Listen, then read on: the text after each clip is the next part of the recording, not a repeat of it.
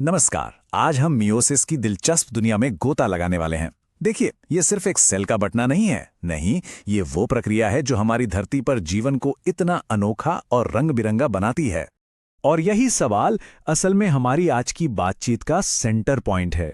भाई, प्रकृति ऐसा क्या करती है कि बच्चे अपने माँ बाप की कार्बन कॉपी ना बने, बल्कि उनसे मिलते जुलते तो हों पर अपने आप में एकदम यूनिक हों। बस इसी शानदार बायोलॉजिकल पहेली का जवाब है मियोसिस। तो आगे हम क्या क्या देखने वाले हैं, ये रहा हमारा रोड मैप। हम मियोसिस के क्यों से शुरू करेंगे, फिर इसके दो बहुत ही जरूरी स्टेप्स को समझेंगे, और आखिर में ये भी देखेंगे कि जब इस एकदम सटीक प्रोसेस में कोई गलती हो जाती है तो होता क्या है। तो चलिए शुरू करते हैं। देखिए, मियोसिस सिर्फ एक प्रोसेस नहीं है, ये एक बायोलॉजिकल पहेली का, कह सकते हैं, एक बहुत ही शानदार समाधान है। पर वो पहेली है क्या? इसको समझने के लिए ना एक रेसिपी बुक का एग्जाम्पल लेते हैं। सोचिए, अगर हर नई पीढ़ी पूरी की पूरी किताब को डबल कर दी जाए तो क्या होगा? कुछ ही समय में किचन में किताबों का ढेर लग जाएगा। मियोसिस यहां एक बहुत ही स्मार्ट फोटोकॉपी मशीन का काम करता है। वो ये पक्का करता है कि स्पर्म और एग सेल दोनों को रेसिपी बुक का सिर्फ आधा आधा हिस्सा ही मिले, और फिर जब ये दोनों मिलते हैं तो अगली पीढ़ी के पास एक पूरी लेकिन एकदम नई और अनोखी रेसिपी बुक तैयार हो जाती है। मियोसिस कोई सीधी साधी एक स्टेप की प्रक्रिया नहीं है। ये तो दो हिस्सों वाली एक कहानी है, जिसे हम कहते हैं मियोसिस 1 और मियोसिस 2। ये तस्वीर एक नज़र में सब कुछ बता देती है। देखिए, हम एक सेल से शुरू करते हैं जिसमें क्रोमोसोम को एक डबल सेट होता है। इसे डिप्लॉइड कहते हैं। मियोसिस आए इस सेट को आधा करके दो सेल बना देता है। फिर मियोसिस 2 इन दोनों को फिर से डिवाइड करता है, जिससे आखिर में 4 सेल बनते हैं, जिनमें क्रोमोसोम का एक सिंगल सेट होता है, जिसे हैप्लॉइड कहा जाता है। बस यही है इसका मूल सिद्धांत। तो इस टेबल में ना सबसे जरूरी फर्क साफ साफ दिख रहे हैं। मियोसिस आई को हम एक तरह से मिक्स और रिड्यूस वाला स्टेप मान सकते हैं। मतलब यहीं पर क्रोमोसोम के जोड़े अलग होते हैं और जेनेटिक अदला बदली होती है। दूसरी तरफ मियोसिस 2 है कॉपी और स्प्लिट वाला स्टेप। ये बस एक कॉपी मशीन जैसा है, जो पहले से मौजूद क्रोमोसोम की जो दो एक जैसी कॉपीज हैं ना, जिन्हें सिस्टर क्रोमेटिड्स कहते हैं, उन्हें पकड़कर अलग कर देता है। चलिए अब जरा मियोसिस 1 पर फोकस करते हैं, क्योंकि यहीं पर वो सारी जरूरी घटनाएं होती हैं जो जेनेटिक डाइवर्सिटी की नींव रखती हैं। नॉर्मल सेल डिवीजन से अलग मियोसिस का पहला फेज, प्रोफेज 1, एक लंबा और काफी कॉम्प्लेक्स डांस है। यहीं पर वो असली जादू होता है जिससे जेनेटिक डाइवर्सिटी पैदा होती है, और ये कई बहुत ही सावधानी से प्लान किए गए स्टेप्स में होता है। इन सभी नामों को रटने की जरूरत नहीं है। चलिए इस पर ध्यान देते हैं कि असल में होता क्या है। पहले क्रोमोसोम दिखने लगते हैं और अपने पार्टनर को ढूंढते हैं। फिर आता है वो जादुई मोमेंट, क्रॉसिंग ओवर, जहां वे जेनेटिक जानकारी की अदला बदली करते हैं। यही तो है असली डाइवर्सिटी का सोर्स। और इसके बाद सेल खुद को बंटने के लिए तैयार करता है। तो ये इतना जरूरी क्रॉसिंग ओवर आखिर है क्या? इसे ऐसे समझिए जैसे ताश के पत्ते फेंटे जा रहे हों।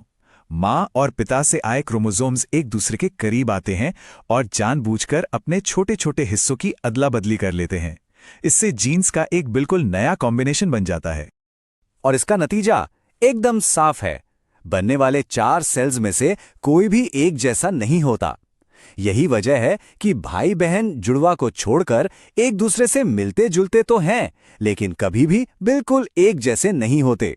हर एक स्पर्म और एग सेल में एक यूनिक जेनेटिक सिग्नेचर होता है। इसके बाद मेटाफेज 1 में कुछ बहुत ही खास होता है। अलग अलग क्रोमोसोम नहीं, बल्कि उनके जोड़े सेल के बीचों बीच लाइन में लग जाते हैं। ये नॉर्मल सेल डिवीजन से एक बहुत बड़ा फर्क है, और यही क्रोमोसोम की संख्या को आधा करने की तैयारी है। और अब एनाफेज 1 में इन जोड़ों को अलग खींचा जाता है। पूरे के पूरे क्रोमोसोम सेल के दोनों सिरों के तरफ खींचे जाते हैं। लेकिन जरा ध्यान से देखिए, उनका जो एक्स शेप है, यानी कि सिस्टर क्रोमैटिड्स, वो अभी भी एक दूसरे से जुड़े हुए हैं। और टेलोफेज 1 के आखिर में सेल पूरी तरह से बट जाता है। नतीजा होता है 2 हैप्लॉइड सेल्स। हालांकि क्रोमोसोम की संख्या आधी हो गई है, पर हर क्रोमोसोम में अभी भी 2 क्रोमैटिड्स मौजूद हैं। मियोसिस 1 और 2 के बीच एक छोटा सा ब्रेक होता है, जिसे इंटरकाइनेसिस कहते हैं। यहां सबसे जरूरी बात यह है कि इस दौरान डीएनए की कोई नई कॉपी नहीं बनती। क्रोमोसोम जैसे हैं वैसे ही अगले स्टेप के लिए तैयार हैं। अब चलते हैं मियोसिस 2 की तरफ। ये दूसरा भाग पहले के मुकाबले काफी आसान है और ये काफी हद तक नॉर्मल सेल डिवीजन यानी माइटोसिस जैसा ही लगता है। मियोसिस 2 का लक्ष्य बिल्कुल सीधा है। जो एक्स शेप वाले क्रोमोसोम हैं, उन्हें उनकी 2 आधी कॉपीज में अलग करना। इसमें क्रोमोसोम की संख्या नहीं बदलती, ये बस एक तरह की कॉपी करने की प्रक्रिया है जो 2 सेल से 4 सेल बनाती है। बिल्कुल माइटोसिस की तरह एनाफेज 2 में सेंट्रोमियर टूटते हैं और सिस्टर क्रोमैटिड्स, जो अब खुद में अलग अलग क्रोमोसोम बन चुके हैं, सेल के दोनों सिरों की तरफ चले जाते हैं। यहीं पर आखिरी बंटवारा होता है। और ये है ग्रैंड फिनाले। टेलोफेज 2 के साथ हमारा काम पूरा हो गया। एक अकेली शुरुआती सेल अब 4 बिल्कुल यूनिक जर्म सेल्स में बदल चुकी है। इनमें से हर एक सेल एक नई जिंदगी बनाने की क्षमता रखता है। मियोसिस एक अविश्वसनीय रूप से सटीक प्रक्रिया है, लेकिन कभी-कभी इस जटिल डांस में गलतियां हो जाती हैं। चलिए देखते हैं कि जब ऐसा होता है तो उसके क्या नतीजे होते हैं। जब मियोसिस के दौरान क्रोमोसोम ठीक से अलग नहीं हो पाते, तो बनने वाले गैमेट्स में क्रोमोसोम की संख्या या तो बहुत ज्यादा हो सकती है या बहुत कम। इस कंडीशन को एन्यूप्लॉइडी कहा जाता है और इसके काफी गंभीर परिणाम हो सकते हैं। एन्यूप्लॉइडी का एक जाना माना उदाहरण है ट्राइसोमी 21, जिसे डाउन सिंड्रोम के नाम से भी जाना जाता है। इसमें होता यह है कि डिवीजन में एक गलती के कारण एक जर्म सेल में क्रोमोसोम 21 की एक एक्स्ट्रा कॉपी आ जाती है। यह दिखाता है कि इस माइक्रोस्कोपिक प्रक्रिया में एक छोटी सी भी गलती किसी इंसान की जिंदगी को कितनी गहराई से प्रभावित कर सकती है। और इसी के साथ हमारा यह सफर पूरा होता है।